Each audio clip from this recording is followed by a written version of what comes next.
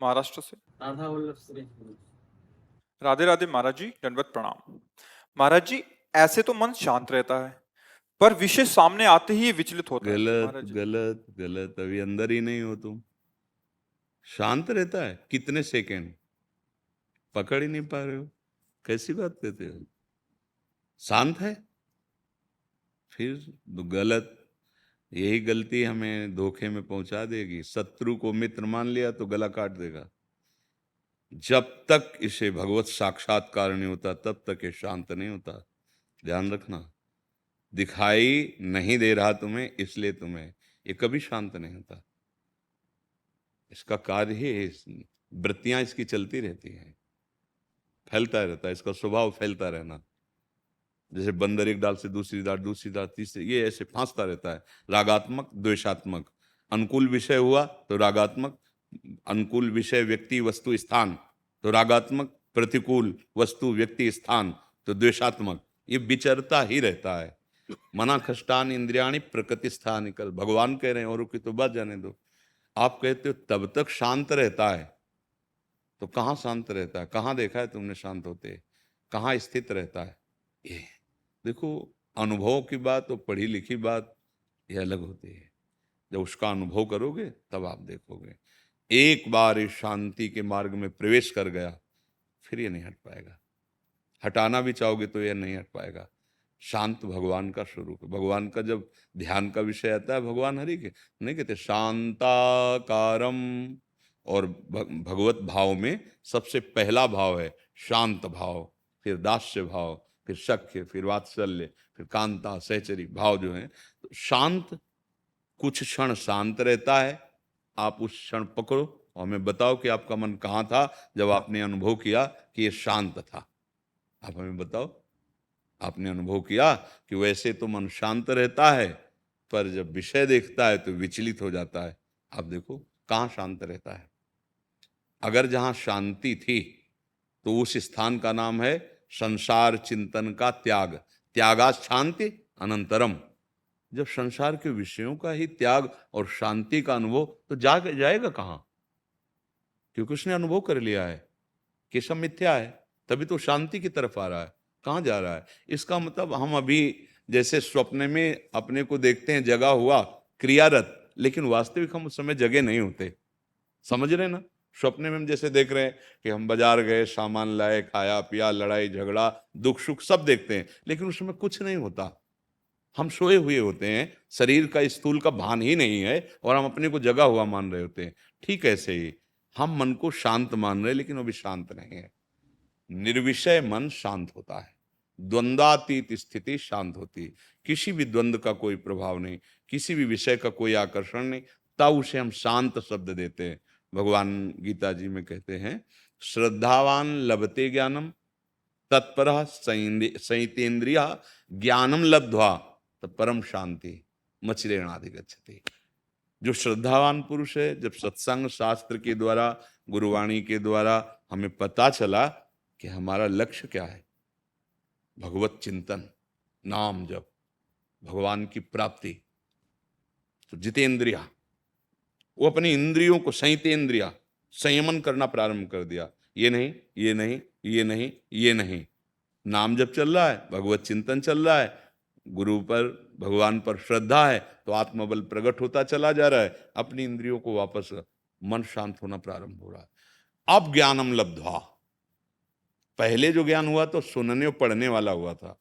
अब जो ज्ञान हो रहा है, ये बोध हो रहा है। ज्ञानम लब्ध्वा, अब परम शांति। अब परम शांत, परम शांत, चाहे दुख आवे, सुख आवे, लाभ आवे, हानि आवे, मान हो, अपमान हो, अब अशांति हृदय में नहीं होगी। क्या होता है, कभी कभी सात्विक भाव, तीन भाव है ना, सतोगुण, रजोगुण, तमोगुण, तो सात्विक भाव आया तो ऐसे बहुत प्रसन्नता होती है, नाम जप में मन लगता है, भगवत कथा सुनने में अच्छा लगता है, पर वो माया जनित गुण है, वो अभी भाव स्थिति नहीं। फिर अचानक भाव बदल जाता है, ना भजन में मन लगता है, ना किसी से बात करने का मन होता है, एक अशांत प्रवृत्ति होती है। कभी कभी मन भोगों में एकदम चला जाता है, कभी मन निद्रा आलस्य प्रमाद में चला जाता है।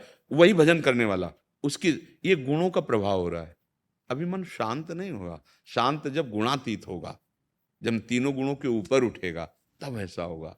पर जहां आपको लगता है कि हमारा मन विचलित हो रहा है, हम नहीं संभाल पा रहे हैं, उस समय मन से निरपेक्ष हो जाओ। जो तुम्हें ले जा रहा है, तुम्हें नहीं जाना चाहिए, तो मत उसका सपोर्ट करो। समझ पा रहे? उसका काम है तुम्हें तदात्म करना। जैसे वो किसी भोग की तरफ जा रहा है तो तुम्हें एकदम घसीटेगा। जहां आपने स्वीकार किया कि ये मन जहां आकर्षित कर रहा है, मुझे भोगना है, अब आप बच नहीं सकते, आपको भ्रष्ट करेगा। और जहां आपने बीच में रख दिया कि ये मन जो है असत चिंतन करा रहा है, मुझे भोगों में ले जाना चाहता है, नहीं नहीं नहीं, राधा राधा राधा राधा राधा राधा राधा राधा, हे प्रभु, हे करुणा में गुरुदेव बचाओ, देखो ये मन गलत मार्ग, बच जाओगे। जहां आपने अंदर ही अंदर सपोर्ट दे दिया, हाँ, अब नहीं बच पाओगे। समझ पा रहे हो ना? वो बलवान है तुम्हारी ताकत से, तुम्हारी स्वीकृति ही उसकी ताकत है। हाँ, देख लो। अब नेत्रेंद्रिय मन मिल गया, वो देखेंगे जबरदस्ती। हाँ बोल। अब वाकेंद्रिय मन मिल गया, बोलेगा।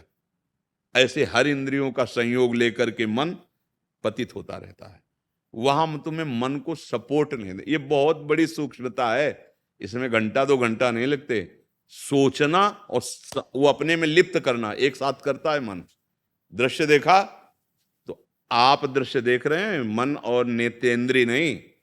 उस समय देखो उसकी तन्मयता। मैंने ये देखा, मैंने भोगा, मैंने चखा, मैंने सूंघा, यह है उसका बंधन, यह है अज्ञान। तदात्म कर लेता है। अब वो विचलित हो, मैंने क्यों किया, मैं एक करूंगा।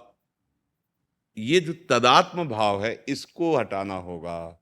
आपको दृष्टा बनना होगा। अच्छा, तू गंदी बात सोच रहा है, नहीं सुनना तेरी बात, नहीं सपोर्ट करना तेरा।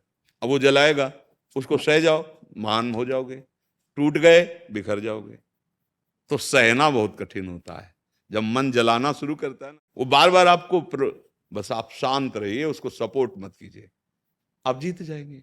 ये बहुत बड़ा युद्ध है, छोटा मोटा युद्ध नहीं है। अब मन प्रभु में लग गया तो जीवन मुक्त हो गए, जीत गए माया पर। तो इसलिए हारना तो है नहीं, निराश नहीं होना।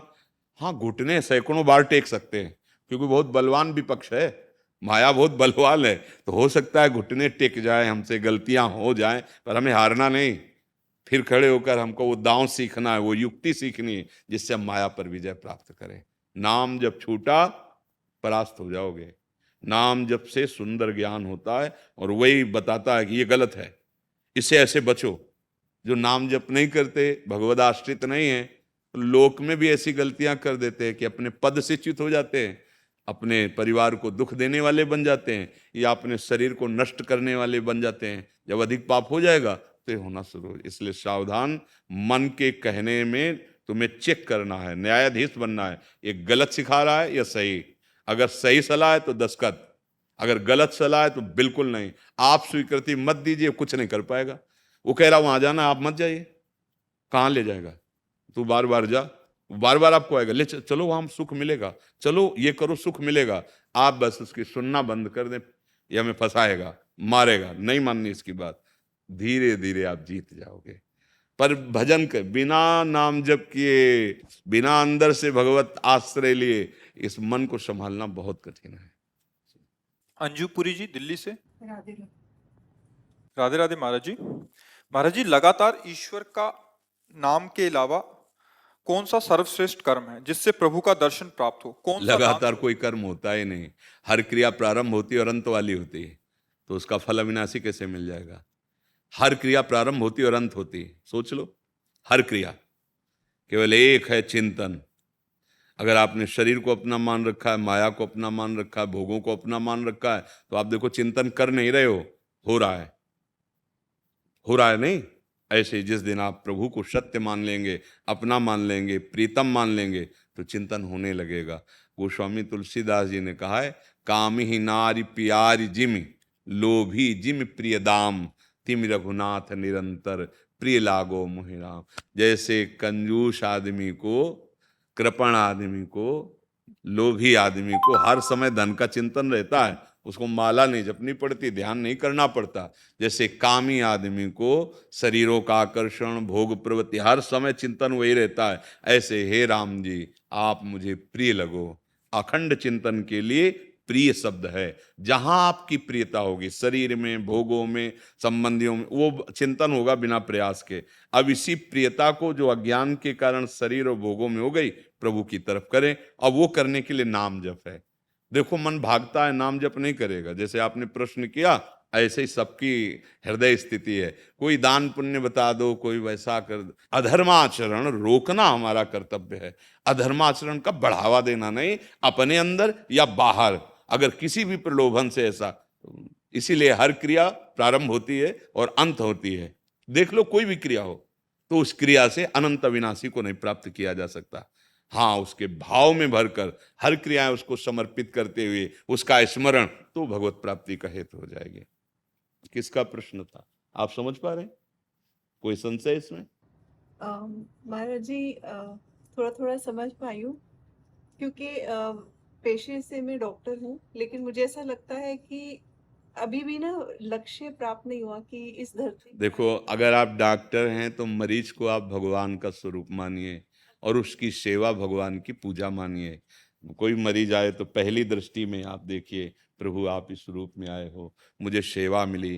तो अर्थ की प्रधानता न रखते हुए एक अपने पुत्र, एक अपने मित्र, अपने प्रिय को, जैसे हम, अगर वो हमारा कोई प्रिय आवे, हमारा पुत्र आवे, तो हम कैसे उसको प्यार से, जितनी योग्यता है पूरी लगा देंगे कि उसको कष्ट ना मिले। धन की प्रधानता नहीं रहेगी, वहां रहेगी कि आप चिंता मत करो। अन्य डॉक्टरों से भी कहेंगे आप चिंता मत करो, किसी भी तरह बचना चाहिए, किसी भी तरह इसका कष्ट दूर होना चाहिए। ऐसे हर मरीज को आप प्यार से देखो, उसी भाव से, जितना ज्ञान आपको है, आप औषधियाँ जो भी, जैसे भी, तो वो आपकी पूजा हो जाएगी। उसमें भगवत भाव करने से, वही बात हमने, वो अब कर्म नहीं है, वो भगवत अर्पित सेवा हो गई। सेवा से भगवत प्राप्ति होती है। हर मरीज को भगवान का स्वरूप, और आपको जो ज्ञान है डॉक्टरी का, वो आपकी पूजा हो गई, सेवा हो गई। और बीच बीच में भगवान का नाम स्मरण करते रहिए, ये भगवत प्राप्ति का हेतु हो जाएगा।